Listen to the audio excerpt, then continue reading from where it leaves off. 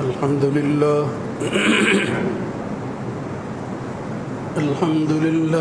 نحمده ونستعينه ونستغفره ونعوذ بالله من شرور أنفسنا ومن سيئات أعمالنا من يهده الله فلا مضل له ومن يضلل فلا هادي له وأشهد أن لا إله إلا الله وحده لا شريك له وأشهد أن محمدًا عبده ورسوله اللهم صل على محمد وعلى آل محمد كما صليت على إبراهيم وعلى آل إبراهيم إنك حميد مجيد اللهم بارك على محمد وعلى آل محمد كما باركت على إبراهيم وعلى آل إبراهيم في العالمين إنك حميد مجيد أما بعد فإن خير الحديث كتاب الله وخير الهدى هدى محمد صلى الله عليه وآله وسلم وشر الأمور محدثاتها وكل محدثة بدعة وكل بدعة ضلالة وكل ضلالة في النار رب أعوذ بك من همزات الشياطين من همزه ونفخه ونفثه يا أيها الذين آمنوا اتقوا الله حق تقاته ولا تموتن إلا وأنتم مسلمون يا أيها الناس اتقوا ربكم الذي خلقكم من نفس واحدة وخلق منها زوجها وبث منهما رجالا كثيرا ونساء واتقوا الله الذي تساءلون به والأرحام إن الله كان عليكم رقيبا يا أيها الذين آمنوا اتقوا الله وقولوا قولا سديدا يصلح لكم أعمالكم ويغفر لكم ذنوبكم ومن يطع الله ورسوله فقد فاز فوزا عظيما رب اشرح لي صدري ويسر لي أمري واحلل عقدة من لساني يفقهوا قولي قل ادعوا الذين زعمتم من دونه فلا يملكون كشف الضر عنكم ولا تحويلا أولئك الذين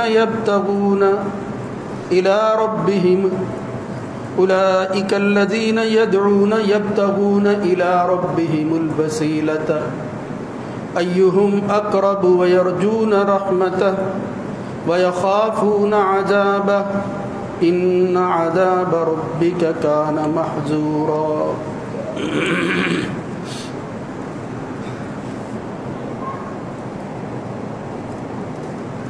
اے نبی صلی اللہ علیہ وسلم ان سے کہو کہ ذرا ان کو پکارو جن کو اللہ کے علاوہ تم اس قابل سمجھتے ہو، جبکہ وہ تو کسی دکھ کو دور کرنے کی طاقت نہیں رکھتے اور نہ ہی کسی تبدیلی کے۔ یہ تو وہ لوگ ہیں جو خود دعا کرتے ہیں کہ اپنے رب کے قرب کو حاصل کر سکیں، اور وہ اپنے اس کی رحمت کے امیدوار ہیں، اس کے عذاب سے ڈرتے ہیں۔ بلا شبہ تیرے رب کا عذاب ہے ہی ایسا جس سے ڈرنا چاہیے۔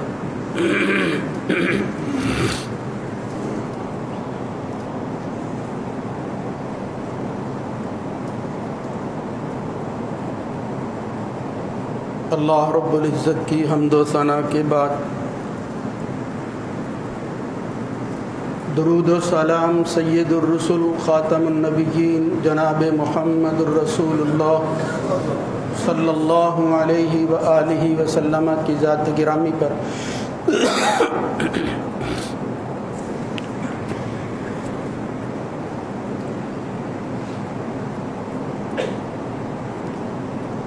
جب سے یہ کائنات وجود میں آئی ہے اور اس میں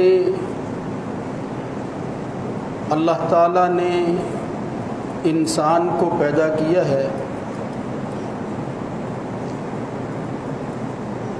اس انسانی تاریخ میں فکری اور عقیدے کے اعتبار سے ایک چیز شروع سے ہی نظر آ رہی ہے کہ انسان اپنی کمزوریوں کی وجہ سے اس چیز کا متلاشی رہا ہے کہ جو وہ سوچتا ہے اس کی سوچ کے مطابق اس کا وہ کام فوری ہو جائے، اس کی خواہشات کی تکمیل میں دیر نہ ہو، جو وہ چاہتا ہے وہ اس کو حاصل ہو جانا چاہیے اس کے چاہنے کے مطابق۔ اب اپنی اس سوچ کو پروان چڑھانے کے لیے جہاں وہ مختلف ہیلے بہانے، کوشش، محنت، جد و جہد کرتا ہے، وہاں وہ کسی ایسے سہارے کا متلاشی بھی رہا ہے جس کے بارے میں اسے یقین ہو کہ اس کے ذریعے میرا یہ کام، میری یہ خواہش، میری یہ سوچ جو ہے وہ پایۂ تکمیل کو پہنچ جائے۔ حالانکہ اللہ رب العزت نے یہ جو کائنات بسائی ہے، اس کے پہلے دن سے لے کر قیامت تک اس میں ہونے والے تمام کام اللہ رب العزت نے اپنی جناب میں لکھ رکھے ہیں، جس کو تقدیر کہتے ہیں۔ اللہ کے فیصلے کے خلاف دنیا میں کبھی نہ ہوا ہے، نہ ہوگا، نہ اس کے بارے میں ایک مومن اور مسلمان کو کبھی سوچنا بھی چاہیے۔ یہ ہے عقیدے کی بات، یہ ہے ایمان اور یقین کا مرحلہ کہ کیا یہ کائنات اللہ نے بنائی ہے، اس کا نظام وہ چلا رہا ہے، اس میں تبدیلیاں اسی کی وجہ سے ہوتی ہیں۔ یہ اگر بات سمجھ آ جائے تو وہ کمزوری جس کا میں اظہار کر رہا ہوں انسان اس سے بچ جاتا ہے، اور وہ کمزوری کوئی معمولی نہیں ہے، بلکہ اس انسان نے اپنی خواہش کی تکمیل میں اس کمزوری کی وجہ سے اپنے مطلب براری کی خاطر اللہ کو بعض دفعہ فراموش کر دیا، اللہ کی صفات کا انکار کر دیا، اور بھول گیا کہ میں نے جو عہد کیا تھا اس کے اندر تو یہ بات شامل تھی کہ سب کچھ اللہ سے ہونے کا یقین، نفع نقصان کا مالک صرف اور صرف جو ہے وہ اللہ کی ذات ہے۔ اس کے علاوہ جہان کے اندر کوئی بڑے سے بڑا اللہ کا قریبی ترین ہی کیوں نہ ہو، وہ یہ کام نہیں کر سکتا۔ اس لیے اللہ تعالیٰ نے قرآن مجید میں اس مسئلے کو بڑا ہی تفصیل کے ساتھ بیان کیا ہے۔ یہ عقیدے کا مسئلہ تھا، تو میں نے عرض کیا جس طرح انسان کی تاریخ آگے بڑھتی ہے، اس تاریخ کے ساتھ ساتھ انسانوں نے اس عمل کے اندر اسی طرح ترقی کی ہے جس طرح قرآن مجید بیان کرتا ہے، اور پھر قرآن کے بعد اب بھی لوگ اسی طرح آگے بڑھ رہے ہیں۔ وہ ترقی میں منفی پہلو کے اعتبار سے کہہ رہا ہوں، یعنی بہت آگے بڑھ گئے ہیں، حتیٰ کہ محمد الرسول اللہ صلی اللہ علیہ وسلم نے فرمایا تھا کہ جب اللہ تعالیٰ اس جہان کے نظام کو تلپٹ کرے گا، وہ بالکل اسی طرح جس طرح جہالت کے زمانہ میں لوگ جو ہے وہ خدا کو چھوڑ کر اپنے بنائے ہوئے خود تراشیدہ بتوں کو خدا بنا لیتے تھے، مسلمان دوبارہ اسی طرح کرے گا۔ ایک وقت آ جائے گا خدا کو چھوڑ کر بت سامنے رکھے گا اور اس کے سامنے جو ہے وہ عبادت شروع کر، پھر اللہ تعالیٰ اس جہان کو ختم کر دے۔ اب اگرچہ ایسا نہیں ہے، مسلمان بظاہر ایسا نہیں کرتے، یعنی عبادت کی سوچ کے مطابق، اس نظریے کے مطابق ہم کوئی بندگی کر رہے ہیں، وہ تو نہیں کرتے، لیکن ایسے اعمال ضرور ان سے سرزد ہوتے ہیں جو اس عمل کے قریب قریب ضرور ہیں۔ لہذا یہ جتنا خطرناک اور نازک مسئلہ ہے، تو فقہی زبان کے اندر وہ سد ذرائع کے طور پر اس راستے کی طرف بھی نہیں جانا چاہیے جو انسان کو اس وسیع میدان میں لے جائے کہ جس کے بعد جو ہے پھر واپسی کا راستہ انسان کے لیے نہ رہے۔ ان میں سے ایک بڑا مسئلہ جو پھر ہماری شریعت کے اندر ایک اصطلاح بن گیا قرآن و سنت کی روشنی میں، وہ یہ ہے کہ اللہ رب العزت نے بھی اس کا حکم دے دیا، اور اس مسئلہ کو غلط سمجھنے کی وجہ سے اللہ کے حکم کی تعمیل کو فراموش کر دیا گیا۔ اپنی منمانی تعویل کرنے کے بعد اس مسئلے کی توجیہ وہ بنا لی گئی جو انسان چاہتا تھا، اور وہ ہے مسئلہ وسیلہ۔ یہ جو آیت میں نے اس وقت پڑھی، 2 آیتیں ہیں سورہ بنی اسرائیل کی، یا الاسراء بھی اسے کہتے ہیں، جس میں اللہ رب العزت فرماتا ہے کہ اللہ کے علاوہ جن کے متعلق یہ سمجھتے ہیں کہ یہ ہمارے نفع نقصان کے مالک ہیں، ذرا کبھی دکھ میں ان کو پکار کر تو دیکھو، کیا یہ تمہاری تکلیف کو دور کرتے ہیں؟ کیا یہ کسی نظام میں تبدیلی کے مالک اور مختار ہیں؟ اور پھر ساتھ ہی کہا یہ تو خود وہ لوگ ہیں جو اللہ کے قرب کے حصول کے لیے راستے تلاش کرتے رہتے ہیں، تو کیوں نہ تم اس راستے پر چلو جس پر یہ چل کر قرب حاصل کرنا چاہتے ہیں، اس لیے کہ اللہ تعالیٰ نے اپنے قرب کے لیے کوئی تخصیص نہیں رکھی کہ فلاں کو میں قریب کرتا ہوں اور فلاں جو ہے اس کو میرے قرب کے لیے، میرے پاس قرب کے لیے کوئی راستہ نہیں ہے، ایسی تخصیص نہیں ہے، یہ فرق اللہ نے نہیں رکھا۔ جناب عبداللہ ابن مسعود رضی اللہ تعالیٰ عنہ کی روایت صحیح بخاری اور مسلم میں آتی ہے کہ کچھ لوگ جو ہیں وہ جنوں کو معبود بناتے تھے، جنوں کو، یعبدون الجن کا لفظ آتا ہے، عبادت کرتے تھے ان کی۔ وہی گروہ جن کی وہ عبادت کرتے تھے وہ خود مسلمان ہو گئے، اور پھر انہوں نے اللہ اللہ کرنا شروع کر دیا۔ یبتغون الی ربہم الوسیلہ، یہ جو میں لفظ بول رہا ہوں کہ وسیلے کا مسئلہ، وہی اللہ نے استعمال کیا۔ یہ تو خود وہ لوگ ہیں جو اللہ کی طرف وسیلہ تلاش کرتے ہیں۔ ایہم اقرب، کہ کون اللہ کے قریب ہوتا ہے، اور پھر اس کی رحمت کی امید رکھتے ہیں، اس کے عذاب سے ڈرتے ہیں۔ تمہیں کیا ہو گیا ہے، تم کس راستے پر چل پڑے ہو؟ تمہارے معبود تو چھوڑ گئے ہیں اس راستے کو جن کی وجہ سے تم ان کے ساتھ چلے تھے۔ تو یہ مسئلہ وسیلہ کے حوالہ سے چند چیزیں وہ بہت ضروری ہیں، وہ ہمارے ذہن سے صاف جو ہے وہ ہونی چاہیے، جو غلط فہمیاں ہیں دور ہونی چاہیے، جو صحیح مسئلہ ہے اس پر عمل کرنا چاہیے کہ خود اللہ رب العزت فرماتا ہے ایمان والوں سے خطاب کر کے، یا ایھا الذین آمنوا اتقوا اللہ وابتغوا الیہ الوسیلہ، اے ایمان والو اللہ سے ڈرو، وابتغوا الیہ الوسیلہ، اور اس اپنے رب کی طرف وسیلہ ڈھونڈو، وجاہدوا فی سبیلہ لعلکم تفلحون، اور اس کے راستے میں جہاد کرتے رہو تاکہ کامیابی پا سکو۔ تو یہاں حکمن اللہ نے کہا وابتغوا الیہ الوسیلہ، اس اللہ کی طرف جو ہے وہ وسیلے کو تلاش کرو۔ تو وسیلہ کیا چیز ہے؟ وہ ذریعہ جس کی وجہ سے کہتے ہیں الوسیلۃ ہی التی یتوسل بها الی تحصیل المقصود، مقصود جو ٹارگٹ ہے آپ اس کو حاصل کرنا چاہتے ہیں، تو وہ ذریعہ جس کے ذریعے آپ اس منزل تک پہنچتے ہیں اس کو وسیلہ کہتے ہیں۔ اس سے معلوم ہوتا ہے کہ جس طرح منازل کا ہمیں بتایا گیا، ان منازل کی طرف سفر کرنے کا طریقہ بھی اللہ اور اس کے رسول نے جو بتایا ہے وہی ہمارے لیے قابل اتباع وسیلہ ہے۔ اپنی مرضی کے ساتھ ہم وسائل کو بھی اختیار نہیں کر سکتے، یعنی ایسے وسائل اختیار کرنا، وہ ذرائع اختیار کرنا قرب الہی کے لیے جو نہ اللہ نے دیے ہیں نہ اللہ کے رسول نے دیے ہیں، بلکہ ان کی مخالفت کی ہے، یہ ممنوع وسیلہ ہے، یہ حرام وسیلہ ہے، اس سے بچنے کا حکم دیا ہے۔ قرآن مجید میں اللہ رب العزت نے ایسی ذہنیت کے لوگوں کا تذکرہ قرآن کئی جگہ پر فرمایا ہے، والذین اتخذوا من دونہ اولیاء اور جو اللہ کے علاوہ دوسروں کو خدا بنا کر ان کے سامنے جھکتے تھے وہ کیا کہتے تھے؟ ما نعبدہم الا لیقربونا الی اللہ زلفیٰ، ہم ان کی بندگی اسی لیے کرتے ہیں کہ یہ ہمیں خدا تک پہنچائیں گے، خدا کا قرب جو ہے وہ حاصل کرنے کے لیے ہم ان کی بندگی کرتے ہیں۔ تو یہ وہ وسیلہ ہے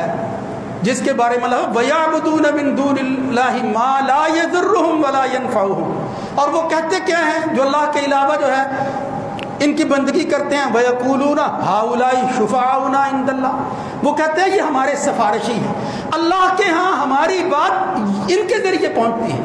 یہ کرتے ہیں تو اللہ سن لیتا ہے۔ یعنی دنیا کے وسائل اور دنیا کی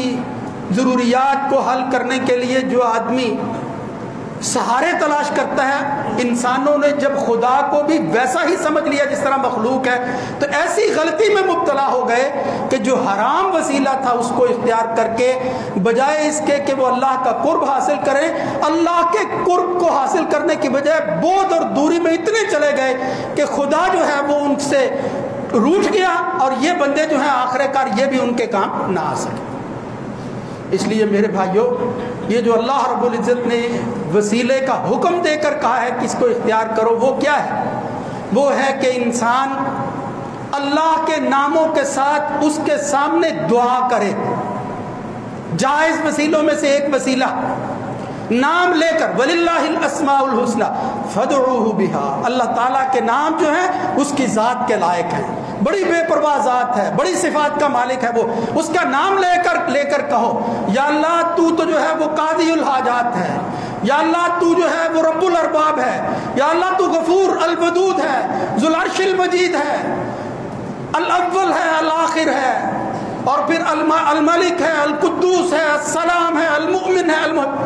ان للہ 99 اسما، اللہ تعالیٰ کے تو 99 نام ہیں۔ من احصاها دخل الجنہ، جو ان کو شمار کر لیتا ہے اس اعتبار سے کہ مجھے اللہ کے ناموں سے محبت ہے، اللہ تعالیٰ اس کے بدلہ میں اسے جنت میں داخل کر لیتا ہے۔ وَلِلَّهِ الْأَسْمَاءُ، یہ جو اللہ کے پیارے پیارے نام ہیں ان کے ساتھ جو ہے وہ تم وسیلہ اختیار کرو اور ان کا نام لے کر جو ہے وہ اللہ سے مانگو۔ ایک شخص آتا ہے اور اگر کہتا ہے اللہم انی اسألک بانک انت اللہ، یا اللہ میں تجھ سے سوال کرتا ہوں اور کہتا ہوں کہ تو ہی میرا اللہ ہے، لا الہ الا انت الاحد، کوئی الہ نہیں ہے مگر تو اکیلا، تیری صفات کیا ہے؟ انت الاحد الصمد الذی لم یلد ولم یولد ولم یکن لہ کفوا احد۔ یعنی سورہ اخلاص کے الفاظ کے ساتھ اللہ کے ناموں کے ساتھ اس نے دعا کی۔ محمد الرسول اللہ صلی اللہ علیہ وسلم نے فرمایا کہ جو شخص اللہ کے ناموں کے ساتھ اس طرح دعا کرتا ہے تو یہ وہ چیز ہے اذا سأل دعا واذا دعی فاجاب، کہ جب کوئی شخص اللہ سے اس طرح مانگتا ہے تو اللہ تعالیٰ پھر اس کی دعا کو قبول کر لیتا ہے، اور جب کوئی شخص اس کے ذریعے دعا کرتا رہتا ہے پھر اللہ تعالیٰ اس کو شرف قبولیت سے نوازتا رہتا ہے۔ یعنی دعا کو قبول کرنے کے لیے جب آدمی اللہ رب العزت کے ناموں کی، اس کی صفات کی وہ اپنی زبان پر جو ہے وہ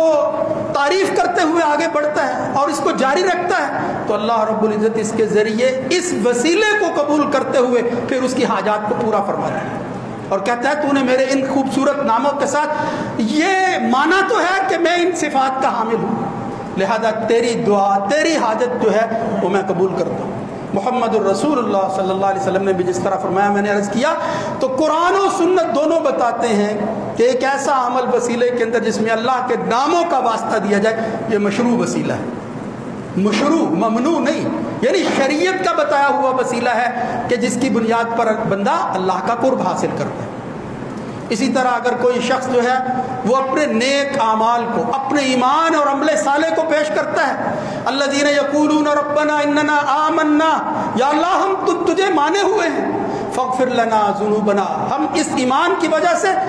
تجھی کو مانتے ہیں، تیرے اوپر ہی یقین رکھتے ہیں، لہذا تجھ سے ہی سوال کرتے ہیں، فاغفر لنا ذنوبنا، ہمارے گناہ بخش دے، وکفر عنا سیئاتنا وتوفنا مع الابرار، یعنی مختلف لفظ آتے ہیں. ایک جگہ آتا ہے یقولون ربنا اننا آمنا فاغفر لنا ذنوبنا وقنا عذاب النار، کہیں آتا ہے ربنا اننا سمعنا منادیا ینادی للایمان، ایک منادی کرنے والے نے ندا دی تھی، ہم نے اس کی منادی پر جو ہے وہ لبیک کہتے ہوئے ایمان کو اختیار کیا ہے. اب یہ تیرے اوپر یقین کی منزل ہے. فاغفر لنا ذنوبنا وکفر عنا سیئاتنا وتوفنا مع الابرار ربنا وآتنا ما وعدتنا على رسولک ولا تخزنا یوم القیامہ. یا اللہ یہ صحیح راستے کو اختیار کرنے کے بعد تجھے پکار رہے ہیں، اسی پر ہماری زندگی جو ہے وہ چلے، اسی پر ہمیں قائم رکھنا اور اسی پر جو ہے وہ ہمارا خاتمہ ہو، اور قیامت کے دن بھی پھر اسی ایمان کے ساتھ جو ہے وہ حشر کے میدان میں اٹھے. لا تخزنا یوم القیامہ، قیامت کے دن بھی ہمیں رسوائی حاصل نہ ہو.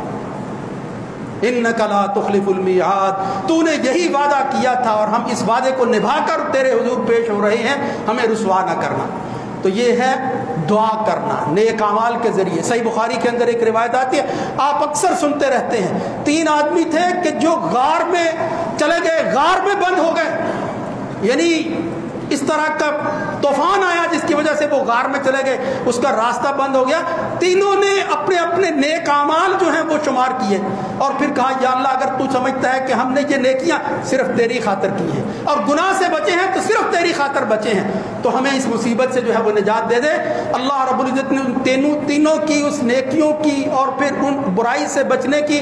اس درخواست کو قبول کر لیا اور پھر اپنی رحمت کے ساتھ غار کے دہانے پر جو پتھر آ گیا تھا اس کو ہٹا دیا اور ان کو نجات عطا کر. لمبی دعا، لمبی روایت ہے.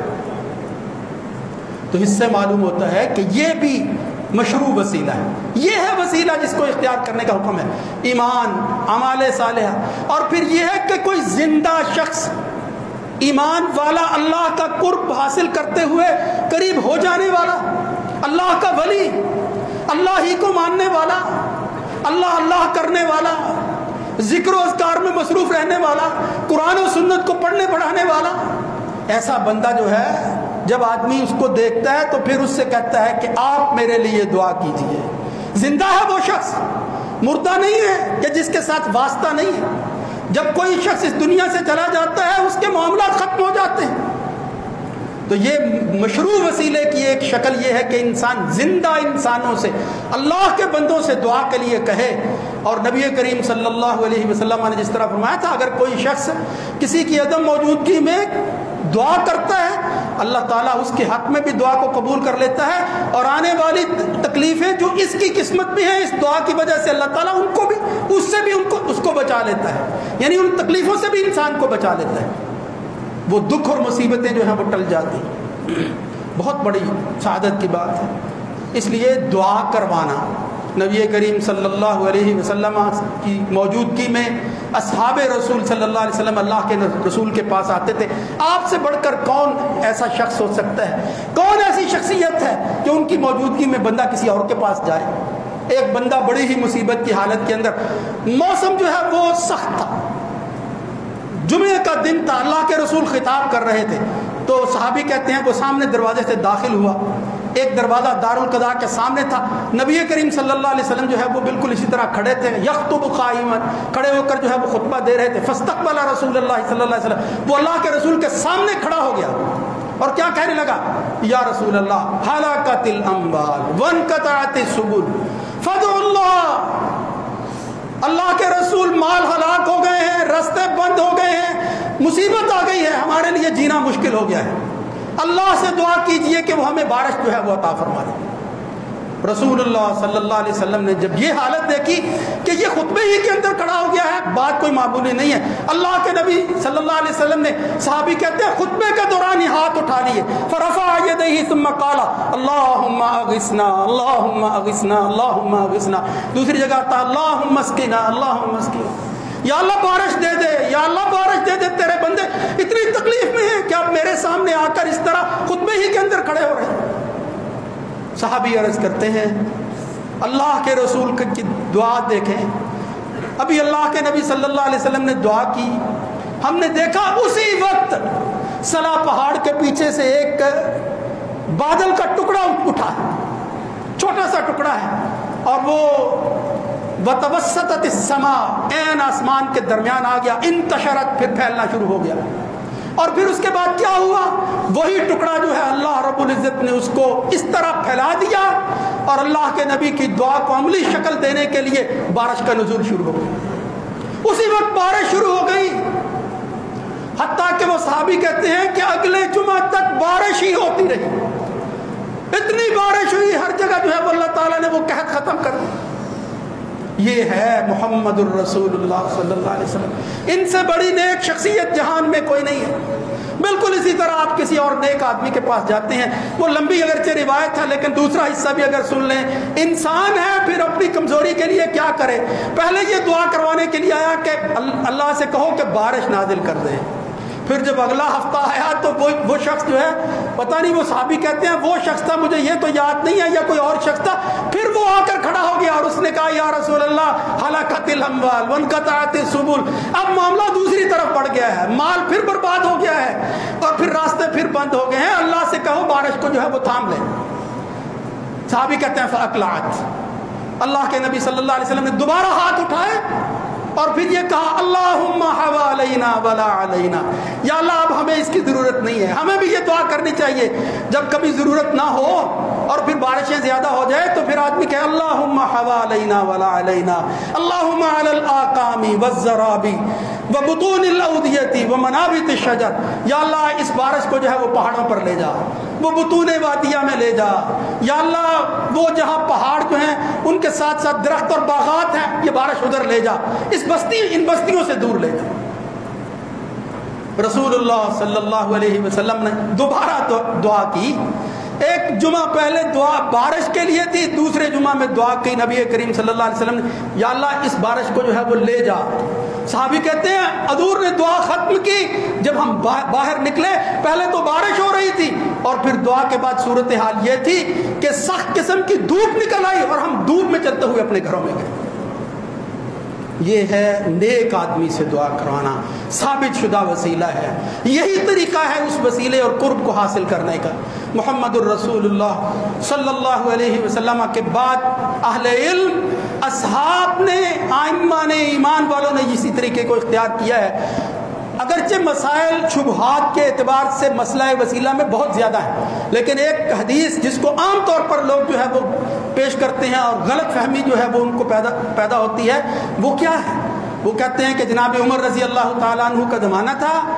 کہ حضرت عمر اذا کوحیت استسقى العباس ابن عبد المطلب، عباس ابن عبد المطلب کے ذریعے اللہ سے بارش طلب کیا کرتے تھے، یعنی جب قحط ہو جاتا حضرت عمر حضرت عباس کو لے جاتے اور کیا کہتے ہیں اللہم انا کنا نتوسل الیک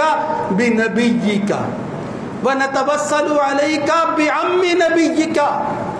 یا اللہ ہم تیرے پاس آتے تھے بارش طلب کرنے کے لیے، جس طرح میں نے روایت پیش کی وہ واقعہ سنایا، ہم تیرے نبی کے پاس آتے تھے فتسقینا، تو ہمیں بارش دے دیتا تھا اللہ کے رسول کی دعا کرنے کی وجہ سے۔ اب اللہ کے رسول اس دنیا میں نہیں رہے تو اللہ کے رسول کے چچا عباس ابن عبد المطلب کو ہم لے کر آ گئے ہیں، فسقینا، یا اللہ ان کی دعا کے ذریعے ہمیں بارش عطا فرما دے۔ یہ تو ہے صحیح حدیث جو مسلم کے اندر آتی ہے، لیکن عام طور پر لوگ جو ہے وہ اس کے متعلق کیا بیان کرتے ہیں، یعنی یہ کہتے ہیں کہ دیکھو اللہ کے نبی کے بعد حضرت عمر نے وسیلہ طلب کیا ہے، حالانکہ وسیلے سے مراد اگر کسی مردہ سے کوئی حاجت پوری کرنا، اس سے کوئی چیز مانگنا ہے تو محمد الرسول اللہ صلی اللہ علیہ وسلم سے بڑھ کر تو کوئی شخص نہیں ہے۔ اور عمر بن خطاب تو کہہ یہ رہے ہیں کہ اے اللہ جب اللہ کے رسول موجود ہوتے تھے تو ہم ان سے جو ہے وہ وسیلہ لیتے تھے، یعنی ان کے ذریعے دعا کروا کے تجھ سے چیزیں مانگتے تھے۔ اس سے معلوم ہوتا ہے اب وہ دنیا میں نہیں ہے، لہذا ہم ان کا وسیلہ پکڑ کر ان کی عدم موجودگی میں، ان کی وفات کے بعد یہ کام نہیں کرتے، اس لیے کہ تو نے ایسے وسیلے کو اختیار کرنے کا حکم نہیں دیا ہے۔ لہذا ہم عباس ابن عبد المطلب جو ان کے چچا ہیں ان کے ذریعے دعا کر کے کہتے ہیں کہ تو اپنی رحمت نازل فرما اور یہ قحط جو ہے اس کو دور فرما۔ میرے خیال میں ادھر بھی بارش آ گئی ہے، اللہ رب العزت سمجھنے کی توفیق نصیب فرمائے، ایمان اور جو ہے وہ یقین پر قائم رکھے۔